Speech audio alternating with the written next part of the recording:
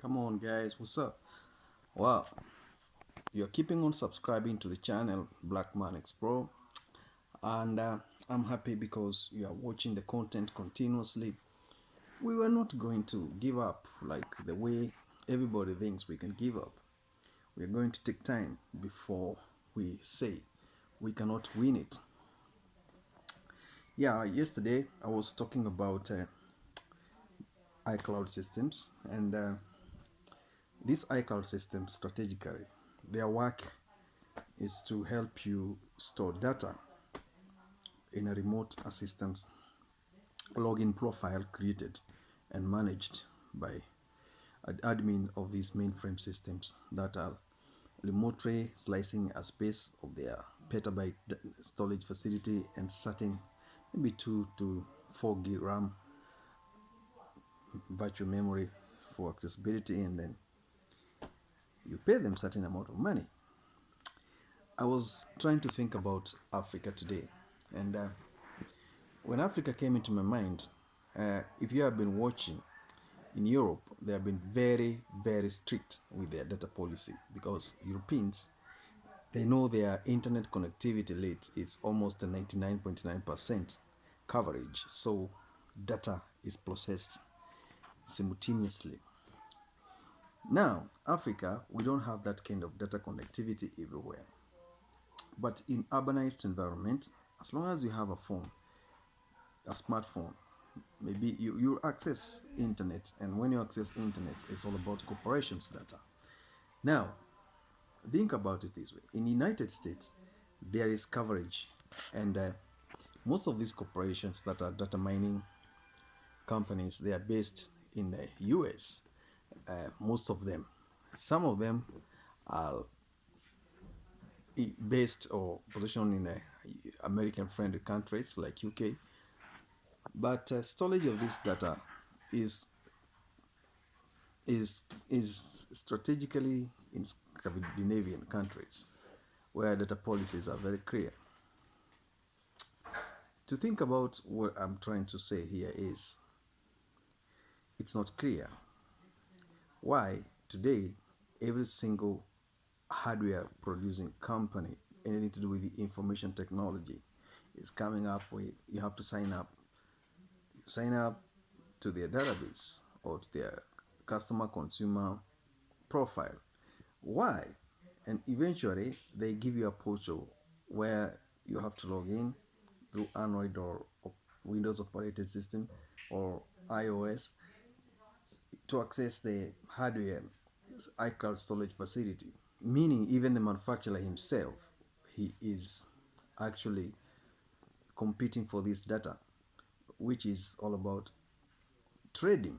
Because if certain company is manufacturing routers for network connectivity, he has to ask you to have an email address and then iCloud facility where you store logs and looting, and traffic management. I don't understand this. Smart Android systems, they are also doing the same. My question is, are we now getting to a digital citizenship whereby everything you have to sign in for? My option is I don't sign into any iCloud system, because where that data is stored in those iCloud system facilities is also where the government data is stored and banking data is stored at the same time. Nothing is excluded in that system. Meaning, what I log in with into my data account, into smart shopping, in whatever banking system and everything, that data is going to the same place. So if I use the email or I use certain sign-in credentials, definitely they are going to one streamed identity sequence, and that is where my problem is. That means data analytics system, when it tries now to group the email accounts or sign in issues and legitimate details you have put in there, it's saying so and so's name, we can see all his digital footprints in banking system, in shopping, in payments, in everything, because all these systems are integrated in one way or the other. Can you imagine how sad it is to find out someone somewhere managing iCloud system knows who you are, where you are, and what you're doing because of interconnectivity of the global systems? This is the reason why every region now is competing to keep its data. Whether it's only Africa where we don't have clear policy, all the African data, even sensitive intelligence data, is kept in these iCloud systems. And these governments, they are paying for it. But the analytics systems is giving out data concerning the government's intelligence to the affiliations that are managing the economies of the world. And the greatest beneficiary is the United States. But American data doesn't leave America. So you can't know what is going on in America. It's an African country. The only people who are trying to access American sensitive data, they are Chinese. Today, even Russians themselves, their data is stored in Russia. They even have their own search engines, meaning it's very difficult to get into their data. And this is a critical fact, whereby I have to bypass all these by anonymously logging in to some account. I use anonymous names just to avoid. And when it comes to the payment, I use somebody's account. I tell him, my brother, help me. I want to pay certain bills. So he logs in and he pays for me. I don't want to appear anywhere in the systems because this is very, very, very sensitive thing I'm talking about at the moment, because we are in a situation whereby we don't know what to do next.